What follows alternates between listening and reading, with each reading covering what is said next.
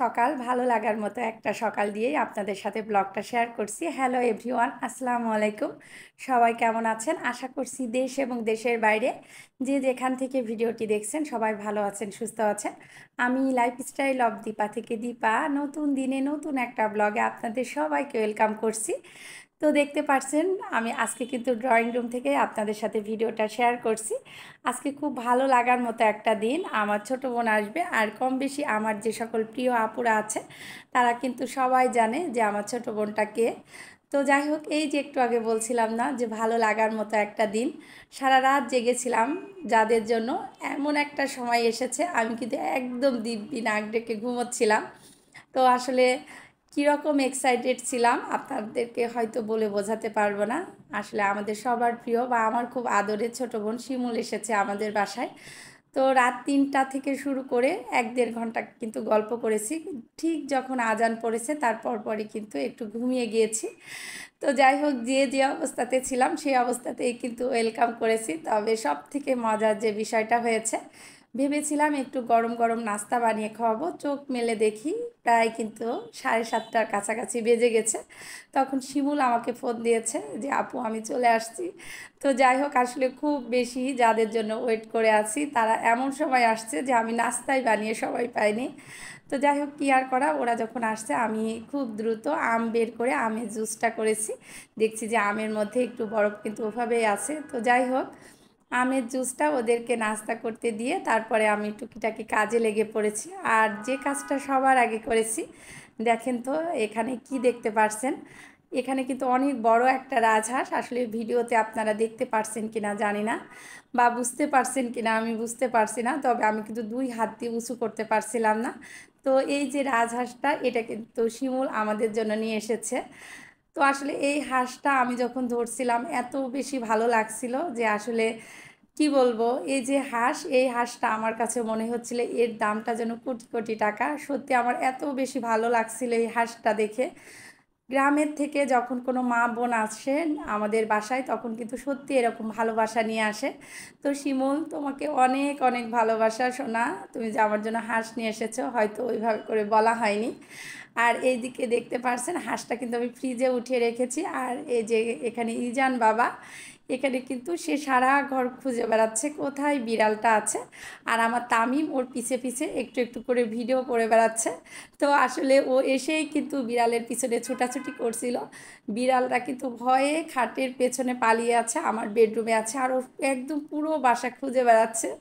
তো এইটা নিয়ে আমরা সবাই খুব হাসাহাসি করছিলাম, খুব মজা করছিলাম। যাই হোক, আসলে ব্লগটা আমার শেয়ার করতে একটু দেরি হয়ে গেল। আমি যেহেতু টুকটাক একটু কাজের মধ্যে আছি, আসলে খুব ইচ্ছা ছিল যে শিমুল বাসায় থাকতে থাকতে এই ভিডিওটা শেয়ার করব, কিন্তু হয়নি। একবার ভাবলাম যে না, কয়েকদিন যেহেতু হয়ে গেছে এখন আর ভিডিওটা শেয়ার করব না, কিন্তু ভাবলাম যে না, এই ভিডিওটা আমার সারা জীবন থেকে যাবে। মাঝে মাঝে যখন মনে হবে তখন কিন্তু দেখতে পারবো। তো যাই হোক, এত ব্যস্ততার জন্য কিন্তু বোনের জন্য বোন ঠিকমতো বাজারও করতে পারেনি। তবে বোনের ভাইয়া গিয়ে কিন্তু টাটকা টাটকা মাংস কিনে এনেছে। ফ্রিজে কিন্তু বেশ মাছ মাংস ছিল, কিন্তু তার কথা ছিল যে টাটকা নিয়ে আসি, টাটকা রান্না করো। আর এই যে আমাকে ভালোবেসে 1 কেজি ছোটো মাছ এনে দিয়েছে। আর এইদিকে কিন্তু কাজের বুয়া আসেনি। তো বুঝতে পারছেন 1 কেজি ছোটো মাছ কাটতে হবে, আর ওদের জন্য আমি একটু রান্না করব।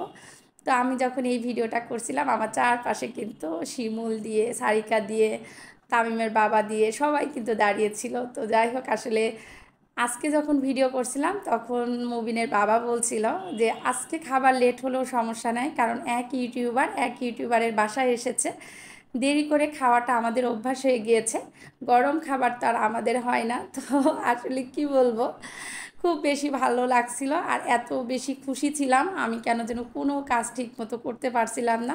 শুধু একটু পরপর দৌড়া এগিয়ে গিয়ে শিমুলের সাথে গল্প করছিলাম। আবার শিমুলও কিন্তু আমার চুলার পাশে বারবার আসছিল। আর শিমুলকে বলছিলাম, শিমুল একদমই কিন্তু তুমি চুপচাপ থেকো না, একটু ভিডিও টিডিও করো, না হলে কিন্তু তুমি ভিডিও দিতে পারবে না। তো প্রথম দিন কিন্তু দুই বোনই খুব ভিডিও দেয়া নিয়ে খুব বেশি খুশি ছিলাম। তো যাই হোক, এখানে দুই বোন মিলে কিন্তু পরোটা বানাচ্ছি। শিমুল আমার পাশেই দাঁড়িয়েছিল আর আমি এখানে বানাচ্ছি।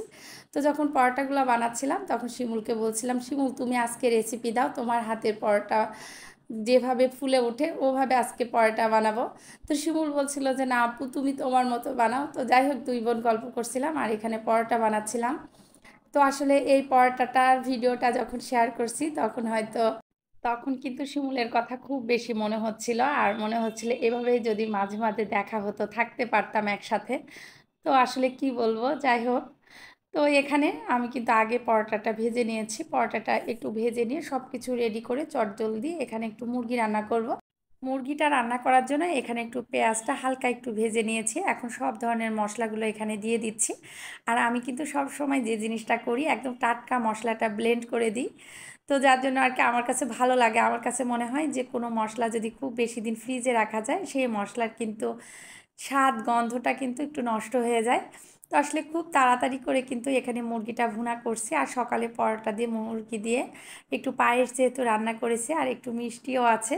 আসলে যখন গ্রামের বাসায় গিয়েছিলাম আমি মাঝে তখন কিন্তু শিমুলকে বলেছিলাম, শিমুল তুমি একদম মিষ্টি নিয়ে আসবে না, তোমার জন্য আমি পছন্দ মতো মিষ্টি নিয়ে আসবো। তো প্রায় 4-5 রকমের সম্ভবত মিষ্টি নিয়ে এসেছিলাম শিমুলদের জন্য। তো এখানে এই যে রসমালাইটা রেডি করে নিচ্ছি আর যতটুকুই পেরেছি আসলে, যেহেতু ব্যস্ততাটা বেশি যতটুকুই যা করতে যাই দৌড়াই দৌড়াই দেখা যাচ্ছে যে আবার কাজে বসে পড়ি। আসলে আপুরা যখন ফোন করে বা নক করে তখন কিন্তু যদি রেসপন্স না করি অনেক আপুরা কিন্তু মন খারাপ করে।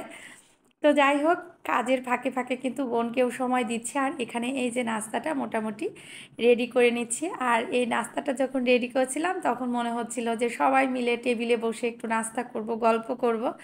আসলে অনেক পরিকল্পনা ছিল, অনেক মজা করার ইচ্ছা ছিল, করেছি যতটুকু না, আরও ইচ্ছাটা বেশি ছিল। ইনশাল্লাহ কোনো একদিন আরও বেশি সময় কাটাবো। তো শিমুল যেহেতু বিজনেসে অলরেডি মোটামুটি কাজটা শুরু করে দিয়েছে, আমি সবাইকে বলবো যে আপনারা সবাই শিমুলকে সাপোর্ট করবেন। আমাকে যেভাবে আপনারা সাপোর্ট করেছেন এর থেকেও বেশি ভালোবাসা আপনারা শিমুলকে দিবেন। তো আসলে শিমুলের যে প্রথম কাস্টমার আমি আর সালমা আপু। তো আসলে ড্রেস কিন্তু নিয়েছি, ইনশাল্লাহ পরবর্তী ভিডিওতে দেখিয়ে দিব। আর মাশাল্লাহ ড্রেসগুলো কিন্তু অনেক ভালো। আমি আপনাদের সবাইকে বলবো যে বিশ্বস্ততার সাথে কিন্তু আমাদের শিমুল বিজনেসটা করছে বা করবে, এটা আমি সর্বোচ্চ বা আমি যেহেতু শিমুলকে পার্সোনালি চিনি আমি গ্যারান্টি দিয়ে বলতে পারি। আর আসলে ওর যে বিজনেস পেজটা আমি যে আমার পরবর্তী ভিডিও যাবে সেই ভিডিওতে আমি ওর পেজ সহ ওর পেজ লিঙ্কটা আমি আমার ভিডিওতে শেয়ার করব। প্লিজ আপনারা সবাই কিন্তু শিমুলকে হেল্প করবেন, সবাইকে সাপোর্ট করবেন। আমি চাই যেভাবে আমাকে ভালোবাসছেন আমার থেকেও বেশি ভালোবাসা আমার ছোটো বোনকে দিবেন। তো সত্যি ও অনেক ভালো মনের একটা মেয়ে, যদিও বয়সে আমার ছোট কিন্তু ওর মন মানসিকতা ওর স্যাক্রিফাইস করার চিন্তাভাবনা অন্য লেভেলের আর খুব ধৈর্যশীল একটা মেয়ে। আমি আসলে কি বলবো, হয়তো আপনারা বলবেন যে আপু আপনার বোন এই জন্য আপনি বলছেন। আসলে আমি একটা কথা বলি, কিছু কিছু সম্পর্ক থাকে দেখবেন যে রক্তের সম্পর্ক থেকেও কিন্তু বড় হয়। তবে এখন বর্তমানে সম্পর্কগুলো দেখে সত্যি আমি খুব ভয় পাই। যারা কাছের, যারা আপনজন তারা কিন্তু স্বার্থের জন্য এত হিংসা হানাহানি করে, সেই বিষয়গুলো যখন চোখের সামনে বাধে বা শুনি তখন খুব বেশি কষ্ট হয়। তবে আমি বলবো যে আমাদের শিমুল কিন্তু খুব ভালো একটা মেয়ে, খুব ভালো মনের একটা মন মানসিকতার একটা মেয়ে। বিশেষ করে যেহেতু বিজনেস, ও কিন্তু কখনোই বিজনেসের মতো করে মানে ব্যবসায়ী হয়ে উঠবে না, এটা আমার একদম গ্যারান্টি দিয়ে বলতে পারি। আপনাদের ছোট বোন বা বড় বোন হয়ে কিন্তু আপনাদের সাথে সর্বোচ্চ সার্ভিসটা দিবে। তো আসলে শিমুলের বিষয়ে যদি বলতে যাই আমার পুরো ভিডিওটা শেষ হয়ে যাবে, তবুও হয়তো বলে শেষ করতে পারবো না। যেহেতু এই ভিডিওটা আমার আগেই শ্যুট করা ছিল, আসলে আমি ড্রেস নিয়েছি, ড্রেসগুলো কিন্তু এখনও বানাইও নি, ওইভাবেই কিন্তু পার্সেল রেডি করে রেখেছি। তো ইনশাল্লাহ আপনাদের সাথে ড্রেসগুলো শেয়ার করব আর ওর ভিডিও যে পেজ লিঙ্ক অবশ্যই আমি শেয়ার করব, আপনারা কিন্তু সবাই ভিজিট করবেন। আর যেহেতু আপনারা অনলাইনে শপিং করেন আমি বলবো যে আমাদের বিশেষ করে আমরা যারা ইউটিউবার আমরা কিন্তু আসলে বিজনেস করার আগে কিন্তু আপনাদের বোন, তো ওই হিসাবে আমি বলবো যে বোন হয়ে সবসময় আমরা আপনাদের সাথে বিজনেসের যে কার্যক্রম সেগুলো চালিয়ে যেতে চাই। তো যাই হোক, বাসায় কিন্তু অনেকটা কাজের ঝামেলার মাঝে এসি সার্ভিসিং করার লোক এসেছে, যার জন্য পুরো বাসাটা কিন্তু অনেকটাই এলোমেলো হয়ে গিয়েছিল। তো সম্পূর্ণ বাসাটা গুছিয়েছি আর ডাইনিংটাও একটু কেমন যেন ধুলা ধুলা মতো লাগছিল। তো যেহেতু বাসাটাতে এসি সার্ভিসিংয়ের লোক আসছে যার জন্য একটু আমি সুন্দর করে টেবিলটা ক্লিন করে নিচ্ছি। আর আজকে যেহেতু আমার বুয়া আসেনি বা হেল্পিং হ্যান্ড আসেনি, আসলে ও না আসাতে আজকে একটু বেশি কষ্ট হয়ে গিয়েছে, একটু কিন্তু বেশ দেরিও হয়েছে। তো যাই হোক, যতটুকু পেরেছি আমি কিন্তু ওদের জন্য টুকিটাকি যতটুকু সম্ভব আয়োজন করার চেষ্টা করেছি। তবে বললাম না যে অনেক কিছু ইচ্ছা ছিল, কিন্তু আসলে ব্যস্ততার জন্য তেমন কোনো কিছুই করতে পারিনি। খুব বেশি খারাপ লাগছিল।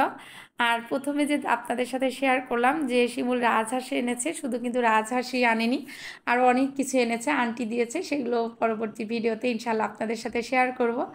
জিনিসগুলো দেখেও মনে হচ্ছিল যে এখানে মায়ের হাতে ছোঁয়া আছে। আমার মাও কিন্তু এরকম বাড়ি থেকে অনেক জিনিস পাঠায়, আসলে খুব ভালোবেসে পাঠায়। তো আন্টি নাকি বারবার শিমুলকে বলছিল যে শিমুল, তুমি যে হুট করে যাবে এটা তো বলনি, তাহলে দীপার জন্য কোনো কিছু বেশি করে দিতে পারতাম। তো আন্টি, আপনি যদি ভিডিওটা দেখে থাকেন, আপনার প্রতি অনেক ভালোবাসা আর সম্মান, শ্রদ্ধা, সালাম সব কিছুই জানাচ্ছি। আপনি যে এই মেয়েটার কথা বলেছেন, সত্যি আমি খুব বেশি খুশি হয়েছি। ইনশাল্লাহ কোনো একদিন আপনি আসবেন, আঙ্কেল আসবে, শিমুলরা সবাই আসবে আমার বাসায়, এই আশাটা আমি সব সময় করি। দোয়া করবেন অ্যাটলিস্ট যেন দুই বোন মিলেমিশে ইউটিউব প্ল্যাটফর্ম থেকে শুরু করে পার্সোনাল বা ব্যক্তিগতভাবে যেন এই সম্পর্কটা বজায় রাখতে পারি। আসলে শুধু যে শিমুল যে তা না, আমি আমার কাছে যে সকল আপুরা আছে সবার সাথেই চাই সম্পর্কটা সুন্দর মতো বজায় রেখে সামনের দিকে এগিয়ে যেতে। তো যাই হোক, এখানে এই যে দুপুরে কিন্তু অফ ক্যামেরাতে রান্না করে নিয়েছি। এখানে একটু পোলাও করেছিলাম, একটু রোস্ট করেছিলাম, এখানে একটু কাতল মাছ ভুনা করেছিলাম, আর গরুর মাংস রান্না করেছিলাম। তো আসলে যা করেছি সেটাই কিন্তু ওদেরকে দিচ্ছি। তো আসলে শিমুল আসার পরে কখনো আমার মনে হয়নি যে ও বাইরের কেউ। আর সব থেকে মজার বিষয় একটা শেয়ার করি, সেটা হচ্ছে শিমুল যখন আমার বাসায় ছিল তখন ও দুপুরে কিন্তু একদিন বলছিল যে আপু, তরমুজ কি কাটবো নাকি, এখন তো দুপুরের টাইম। তো এটা শুনে না আমার এত ভালো লেগেছে যে নিজের বোন যেমন বাসায় থাকলে বলে যে এটা করব কিনা বা এটা রেডি করব কিনা। তা আমি আবার আমার ছোটো বোনকে ফোন করে, ফোনের লাইনে ছিল আর কি, তো আমার ছোটো বোনকে বলছিলাম যে জানো এরকম শিমুল বলছে, তখন আমার ছোটো বোনও শুনে বলছিল যে আপু সত্যি, আপু খুব ভালো। তো সত্যি শিমুল যে কয়দিন ছিল আমার কিন্তু খুব ভালো সময় কেটেছে। তো আসলে সব কিছুই আপনাদের সাথে খুব মন খুলে বলতে ইচ্ছা করছে, হয়তো ওইভাবে করে বলতে পারছি না। তো যাই হোক, শিমুলটা কিন্তু অলরেডি চলেও গিয়েছিল। আর এটা ছিল শিমুল যেদিন চলে যায় সেদিন রাতে। তো ওই দিন রাতে কিন্তু খুব বেশি আমার মনটা খারাপ ছিল, বাসায় রান্না ছিল তারপরেও ভালো লাগছিল না, মন খারাপ করে শুয়েছিলাম। তো তখন কিন্তু তামিম আর মুবিন বারবার করে বলছিল আম্মু চলো যাই বাইরে থেকে ঘুরে আসি, তোমার ভালো লাগবে। তামিমের বাবাও কিন্তু বারবার করে বলছিল। তো যাই হোক, রেস্টুরেন্টে আসছিলাম, এসে সবাই টুকিটাকি যতটুকু সেই খাবারগুলো কিন্তু অর্ডার করেছিলাম। এখানে সেট মেনু অর্ডার করা হয়েছিল, একটু স্যুপ আর একটু পটেটো ওয়েজেস অর্ডার করেছিলাম। তো এই না খাবারগুলো খাচ্ছিলাম, আর তখন আবার শিমুলের সাথে ফোনে কথা বলছিলাম, বলছিলাম যে শিমুল তোমাকে খুব বেশি মিস করছি। তো আসলে ভালো লাগা মন্দ লাগা নিয়েই কিন্তু আজকে ব্লগটা ছিল। যদি কোনো ভুল ভ্রান্তি করে থাকি প্লিজ ক্ষমা সুন্দর দৃষ্টিতে দেখবেন। আজকের মতো এখানেই বিদায় নিচ্ছি। আল্লাহ হাফেজ।